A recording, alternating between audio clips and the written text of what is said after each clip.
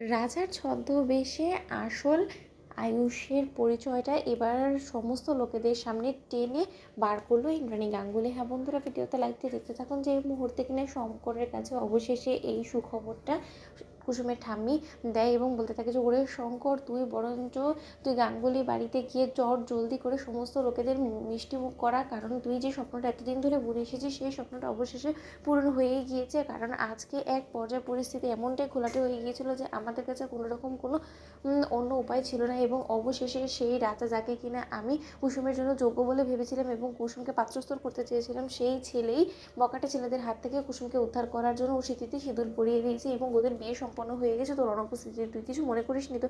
আমি গুরুজন, আমি সেখানে উপস্থিত ছিলাম বিধে আমি ওদেরকে অনুমতি দিয়েছি এবং আমি নিজে দাঁড়িয়ে থেকে ওদের বিয়েটা সম্পন্ন করেছি।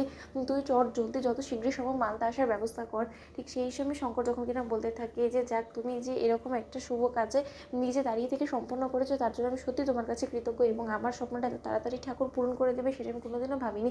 আমি বরঞ্চ যাই গিয়ে সর্বপ্রথম এই খবরটা গাঙ্গুলি বাড়িতে গিয়ে দিয়েছি। ঠিক সেই সময় কুসুমের বাবা যখন কিনা গাঙ্গুলি বাড়িতে গিয়ে চিৎকার চেঁচামেচি করে বাড়ির শুদ্ধ সমস্ত লোকেদেরকে মাথায় করে ফেলে, ঠিক সেই সময় মীনাক্ষী বলে থাকে যে কী ব্যাপার শঙ্করদা, বলো তো এরকম সারের মতো চেঁচাচ্ছ কেন? বলো তো তোমার কি মনে হয় যে এটা কি তোমার বাড়ি যে তুমি অসভ্যের মতন চিৎকার চেঁচামেচি করবে এবং এতে করে বাড়ির শুদ্ধ সমস্ত লোকেরা তোমার এক চিৎকারে হাজির হয়ে যাবে? ঠিক সেই সময় দীপালি সেখানে এসে বলতে থাকছে কী হয়েছে শঙ্করদা, কুসুমের কোনো কিছু হয়েছে? বলো না, আমার মনটা বড্ড বেশি কুগাইছে, বলো না এরকম করছো কেন তুমি? ঠিক সেই সময় ইন্দ্রাণী গাঙ্গুলি সেখানে আসা মাত্র যখন কিনা শঙ্কর বলতে থাকে যে কর্তামা, আপনি সর্বপ্রথম মিষ্টি মুখ করুন, কারণ আমি এই বাড়িতে আজকে একটা সুখবর নিয়ে এসেছি এবং সমস্ত লোকেদের মিষ্টি মুখ করানোর জন্য এখানে এসেছে মূলত।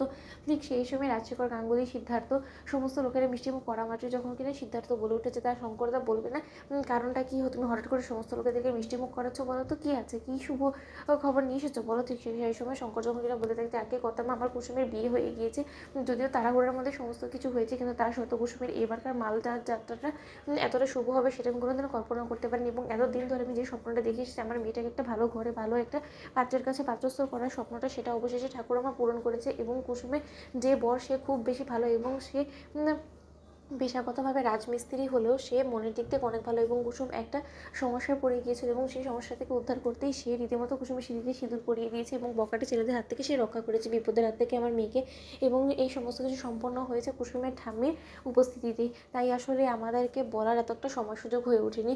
তাই আমি ভাবছি যে আমাকে যদি আপনি ছুটি দিতেন তাহলে আমি একবার মালদা যেতাম। ঠিক সেই সময় ইন্দ্রাণী গাঙ্গুলি বলতে থাকে যে কী ব্যাপার শঙ্কর, হুট করে তুমি তোমার মেয়েকে পাত্রস্থ করে দিলে, তা পাত্র পরিচয়টা কী বলো তো? ঠিক সেই সময় ইন্দ্রাণী গাঙ্গুলিকে যখন কিনা শঙ্কর কুসুমের বিয়ের ছবিটা দেখায়, ঠিক সেই সময় ইন্দ্রাণী গাঙ্গুলি চমকে ওঠে এবং বলতে থাকে যে তার মানে আয়ুষ কুসুমকে বিয়ে করেছে, তাহলে আমিও মালদা যাবো। তো বন্ধুরা লাইক কমেন্ট শেয়ার করে সাবস্ক্রাইব করতে ভুলো না।